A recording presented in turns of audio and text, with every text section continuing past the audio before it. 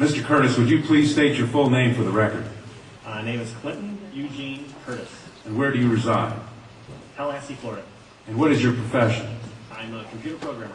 Would you please speak into the microphone so the audience can hear your testimony? I'm a computer programmer. Mr. Curtis, are there programs that can be used to secretly fix elections? Yes, How do you know that to be the case? because in October of 2000, I wrote a prototype for President Congressman Tom Feeney at the company I work for in Oviedo, Florida, that did just that. And when you say did just that, it would rig an election? It would flip the vote 51-49 to whoever you wanted it to go to and whichever race you wanted to win. And would that program that you designed be something that elections officials that might be on county boards of elections could detect? They'd never see it. Mr. Would you answer that question once again? They would never see it. So how would such a program, a secret program that fixes the election, how could it be detected? You would have to view it either in the source code, or you'd have to have a receipt and then count the hard paper against the actual vote total. Other than that, you won't see it. All right, Mr. Curtis, if you had been asked, you or others with your professional expertise had been asked to design a protective program that would protect the Ohio elections from against such software to fix the election, could you have done so?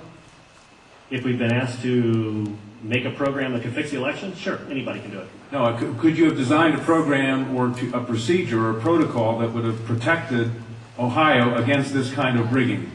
No, you have to look at the source code. You have to get probably programmers from both or all parties to look at the source code and determine if there's anything in there that shouldn't be there. I mean, it's a simple program. You're adding 1 to a person's total. It's 100 lines of code tops. All right. Are you aware of whether there was any protective action in Ohio against this kind of vote rigging through software? I don't know. You don't know? I don't know. You were not asked to assist in the development of any protective system. Is that correct? No, I was not. In Europe, have you reviewed at all the election results in Ohio? No, I haven't.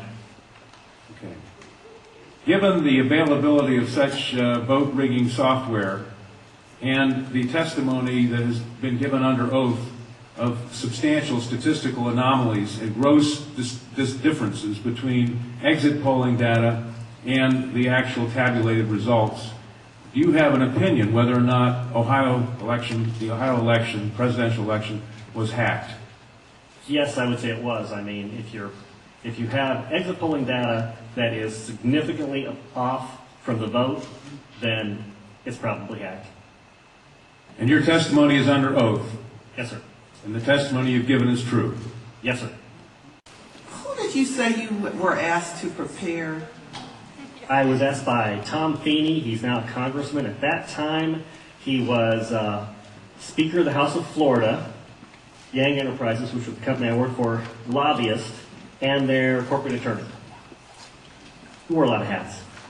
And at the time, he was the Speaker of the House of Florida. Is that what you said? Yes. Okay, thank you. Congressman, You say he was the lobbyist for the voting machine company at the same time he was Speaker of the House? I don't know what the voting machine company is. He was a lobbyist for Yang Enterprises. We had NASA contracts and Yang Enterprises did what? Computers? computers. Okay, and he was your lobbyist, your He company's was the lobbyist. lobbyist for that company, yes. And he asked you to design a code to rig an election Yes. while he was Speaker of the Florida House. Yes. This was during or previous to the 2000 election? Yes. October into September. And did he ever express why he wanted a code to rig an election? No, I immediately assumed that they were trying to keep you guys from cheating them. So, so I wrote up the documentation on what you would look for in the source code, how you would make sure that you didn't get, taken advantage of, make sure that all voting machines had receipts, because that way you could back count the ones that looked a little funny. And I handed it By receipts, you mean a paper trail? Yes, paper trail. And I handed that in to Mrs. Yang and said, here's your report, here's your program. And she said, you don't understand, we need to hide the fraud in the source. in the source code. Hide the fraud, not reveal the fraud. Not reveal the fraud because it's needed to control the boat in South Florida, was what she said. That's what she said. That's To what- your knowledge, was this used? I have no idea. I was ready to leave, so I retired and left the company. Your testimony a moment ago, I think you said just before you left, in answer to Congresswoman Tubbs Jones' question, that, would you just repeat what you said in terms of the exit polls? Oh, the exit polls should not be significantly different than the vote. And if they were, you would conclude what? I would conclude someone's playing with the vote. Not with the exit polls? That's possible too. Okay, I was going to ask why Something is definitely skewed. something is skewed in one or the other or both. Right. To select which one, you'd have to see where the problem is. Let me ask you one further question. Assuming for the moment that such software, that's what you call it, such software to rig a vote was used in one or more machines in Ohio or in Florida, could you today detect that if you looked at the source code? If you could get the machines and they have not been patched yet, I mean, once they get in and touch them, anything can happen. You can also set timers to do that, but then you see the timers. Then you'd have to take those machines, decompile them, which I couldn't do, but possibly a Microsoft, an MIT, something could do.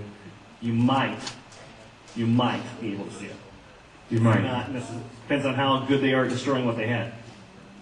Destroying what they had by tampering with the machine afterwards or by programming a destroy instruction in the first place? Right, because since you didn't... Both, either or both? Either or both. You didn't actually see what's in there, so you don't know if the code is running in a single executable or running in various modules. If it's running in modules, you can make the code actually eat itself. Let me ask you one further question.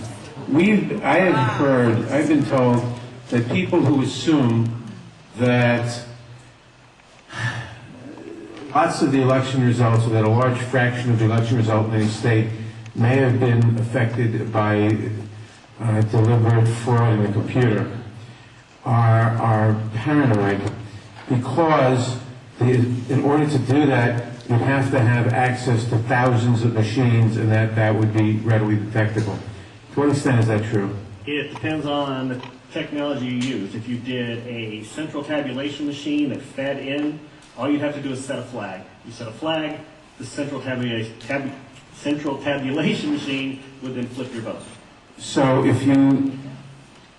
one person putting in bad code in a central tabulation machine could affect thousands and thousands or tens of thousands of votes. Right, and you could activate either automatically, or you could make it so that there's code existing on like an electronic machine that feeds it, where you would punch it in, it would set the flag, the server would see the flag, and then... And if you had a recount, and there were no paper trail, would that be, assuming that had happened, would that be revealable by seeing a discrepancy between what the central tabulator showed and what the individual machines, which had not been tampered with, showed? Not if I wrote it. Why not? In other words, I would make it match.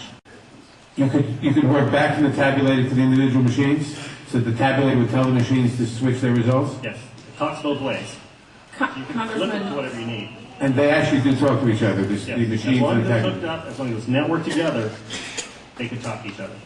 So in other words, there is absolutely no assurance whatsoever on anything with regard to these machines. Absolutely none, unless you look at the source code and make sure it's safe before it goes in. Sir, I suspect people will attack you in terms of your credibility. Could you restate once again your credentials?